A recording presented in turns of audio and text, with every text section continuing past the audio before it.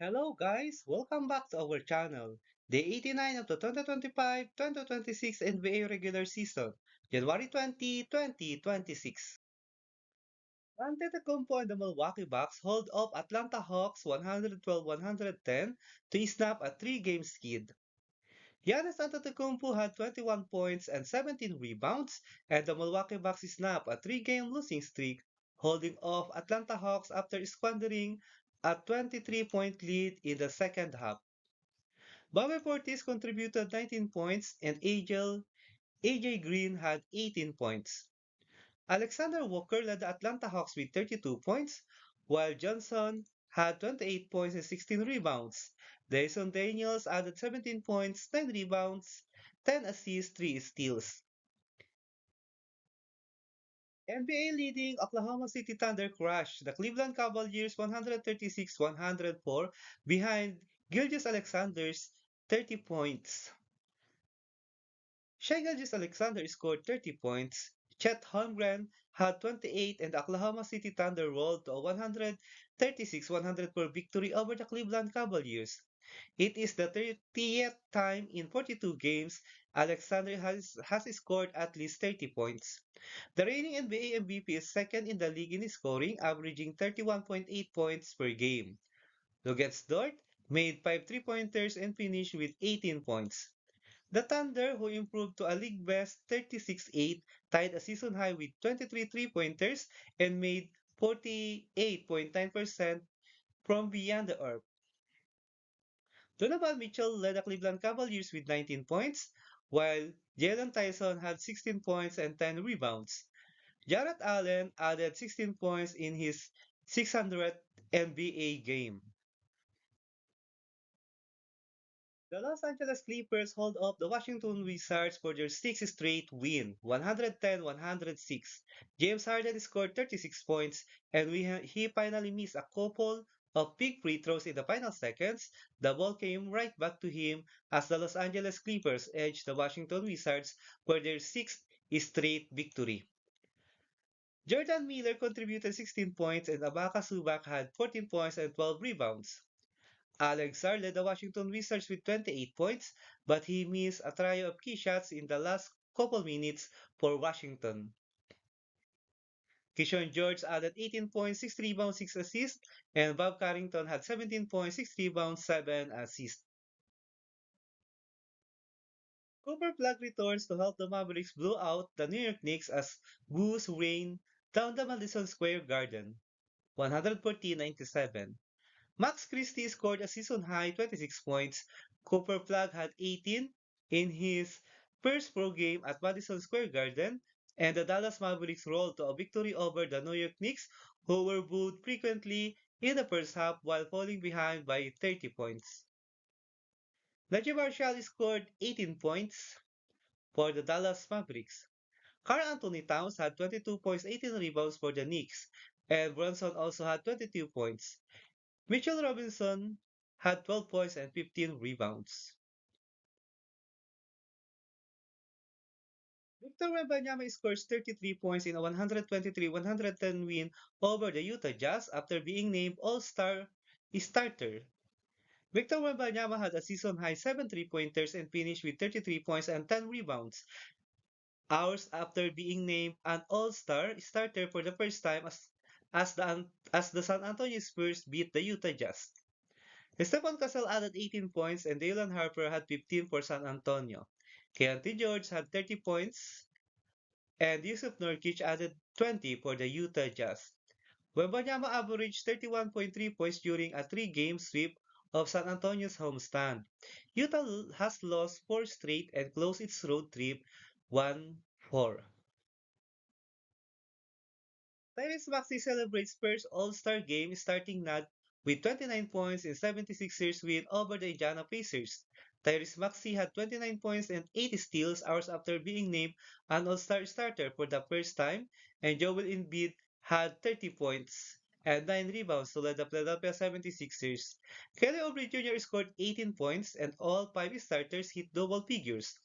Andrew Nembhard led the Pacers with 25 points, and Pascal Siakam had 24 points on a night in which Indiana sports fans were more likely tuned to the College Football National Championship game. Brooks and Booker power stance the 126-117 win over the struggling Nets. Dillon Brooks scored 27 points, Devin Booker had 23, and the Phoenix Suns beat the Brooklyn Nets. Colin Gillespie finished with 22 points for the Suns, who have won 5 of their last 7 games. Porter scored 23 points to lead the struggling Brooklyn Nets, who have won 1 of their last 8 games. Clowney had 16 points, and reserve Zaire Williams added 15.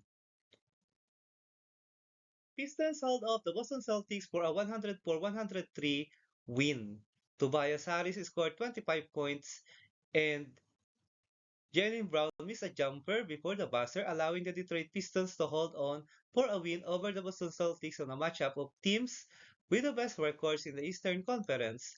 Jalen Doran scored 18 and grabbed 9 rebounds. Cade Cunningham had 16 points and 14 assists.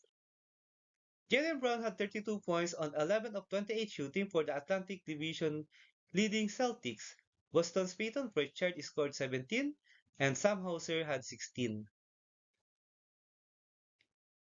Warriors star Jimmy Butler goes down with right knee injury in a win over Heat 135-112. Warriors star Jimmy Butler injured his right knee midway through the third quarter against his former Miami Heat team after he scored 17 points, a big blow for the Golden State Warriors. Butler shot 6 for 11 after he sat out in a 136-116 win against Charlotte Hornets for personal reasons.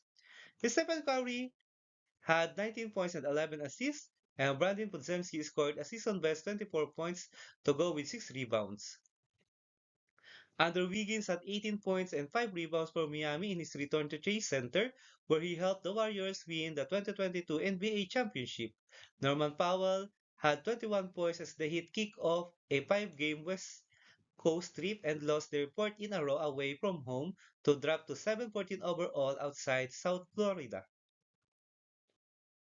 Let's proceed to the NBA regular season games scheduled on January 21, 2026. The three-game Phoenix Suns led by Devin Booker will meet Tyrese Maxey and the Philadelphia 76ers in Xfinity Mobile Arena at 8 a.m. Philippine Time or 8 p.m. Eastern Time. The surging Los Angeles Clippers, who currently has 5-game winning streak, will visit injury-depleted Chicago Bulls led by Nikola Vucevic in United Center at 9 a.m. Philippine Time or 9 p.m. Eastern Time. The number 2 team in the West, San Antonio Spurs, led by Victor Wembanyama, will be tested against Alperen Sengun in the Houston Rockets in Toyota Center at 9 a.m. Philippine Time or 9 p.m. Eastern Time. Anthony Edwards and the Minnesota Timberwolves will try to avoid 3 consecutive losses as they face Keontae George and the Utah Jazz in Delta Center at 10 a.m. Philippine Time or 10 p.m. Eastern Time.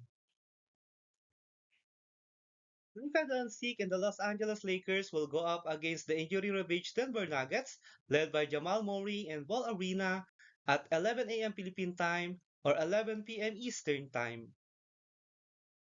Stephen Curry and the Golden State Warriors will try to add up to their 4-game winning streak against the slumping Toronto Raptors, led by Scottie Barnes in Chase Center at 11 a.m. Philippine Time or 11 p.m. Eastern Time.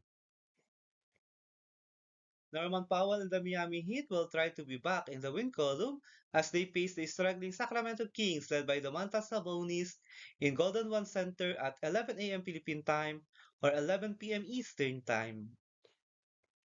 Let us have the NBA current team standings as of January 20, 2021. Let's start with the Eastern Conference team standings for day 89. 15 Indiana Pacers, 10 and 34 record with 2-game losing skid. 14 Washington Wizards, 10 and 32 record with 7-game losing skid. 13 Brooklyn Nets, 12 and 29 record with 2-game losing skid. 12 Charlotte Hornets, 16 and 27 record. 11 Milwaukee Bucks, 8 and 24 record. Number 10 is the Atlanta Hawks, 20 and 25 record with 4-game losing skid. Number 9 Chicago Bulls, 20 and 22 record. Number 8 Miami Heat, 20 and 22 and 21 record. Number 7 is the Cleveland Cavaliers, 24 and 20 record. Number 6 is the Orlando Magic, 23 and 19 record. Number 5 is the Philadelphia 76ers 23-18 record. Number 4 is the Toronto Raptors 25-19 record with 2-game losing skid. Number 3 is the New York Knicks 25-18 record with 4-game losing skid. Number 2 is the Boston Celtics 26-16 record.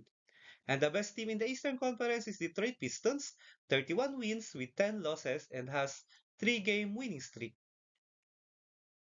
Let's proceed to the Western Conference team standings for day 89.